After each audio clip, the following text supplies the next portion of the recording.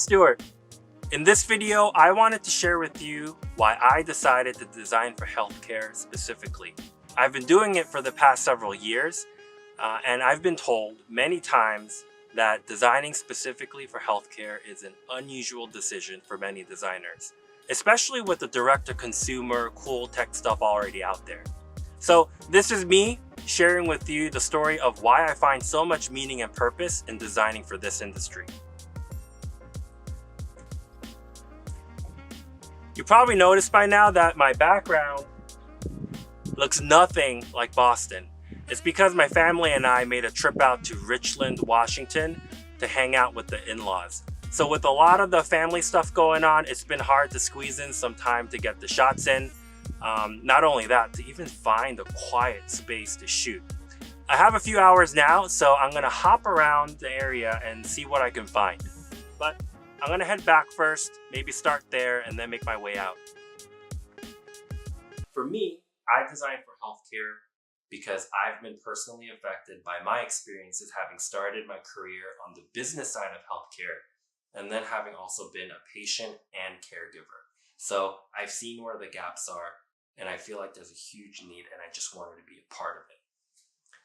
But I fell into it. To be honest, when I was back in school, I didn't even think about healthcare. I mean, the thought of working in healthcare didn't even cross my mind.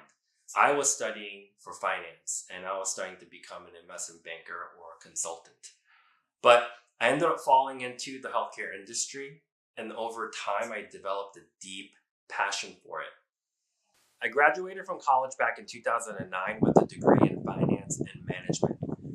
And obviously I was looking to get more into investment banking or some sort of, the high paying consulting jobs. But at the time, if you're old enough to remember, the world was reeling from a major economic recession. So it was obviously not the best time to be graduating with a degree in finance. Major financial institutions that I thought would never go away ended up collapsing. And it took down so many businesses along with it, and so many people lost their jobs. My family was impacted by that too. As you can imagine, I did not have an easy time finding a job in 2009. I sent out so many applications, so many meeting requests with absolutely no responses. I remember at one time I checked and it was like 150 emails, plus where I sent stuff out and nothing got back to me. But I did get lucky on a few interviews. One of them ended up being a healthcare consulting and advisory firm. And that one was the only job that worked out. I didn't get paid much, but I was just so happy to finally land a job, and especially a job that was pretty close to what I was looking for. So I just jumped on it. After starting my job, I started to learn a lot more about the healthcare industry, and I quickly developed a deep heart for healthcare. I also had the privilege of touring many healthcare facilities all across the United States, and that gave me a really intimate lens into how business decisions, business structure, that impacts the end users, people, patients, employees. And once I started to put all the pieces together of the state of healthcare in the United States, I started to engage with my work on a more missional level.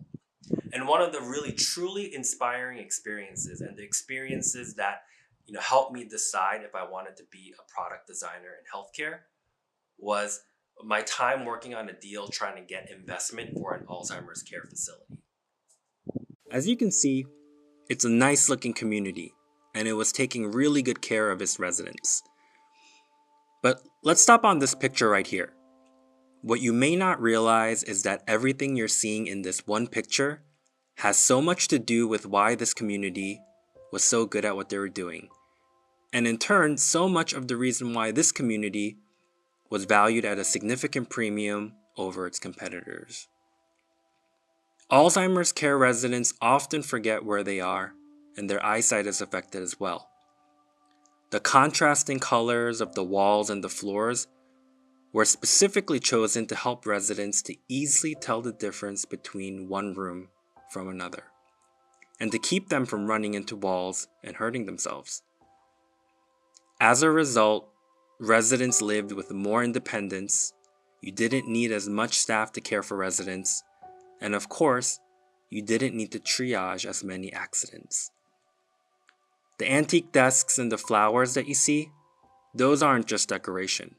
It's a location marker to help the residents know where they are at all times.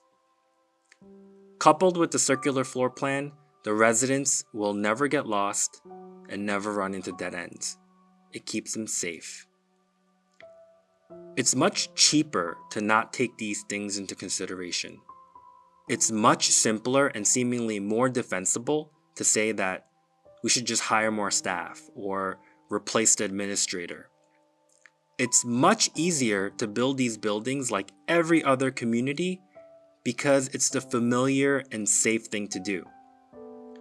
It was so inspiring to realize that the business that led this initiative was intentional and was set up to put patient care outcomes above the profit. And they ended up achieving both in strides over other communities. So after 6 years in the industry and having seen this pattern over and over again, I ended up developing enough conviction to quit my job and work to become a product designer, an experienced designer in healthcare. It was a hard decision to make, but it was even harder going through that transition period, especially because I had a lot more to lose. I was just getting married, I was expecting a kid, and I was pretty much saying, I'm gonna let go of my high income that I worked towards over the past 6 years.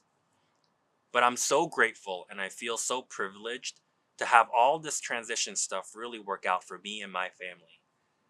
Over the past several years, I've been designing exclusively for healthcare, and I absolutely love it. And it's my past experiences that help me find deep meaning and purpose in designing for this industry. Thank you so much for watching. I truly love talking about this topic because it's been so transformative and pivotal for me, and I hope that my story, some part of it, can be helpful for you too in your story.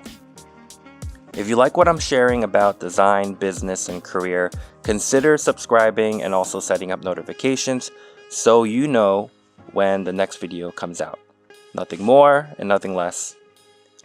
I'll see you next time.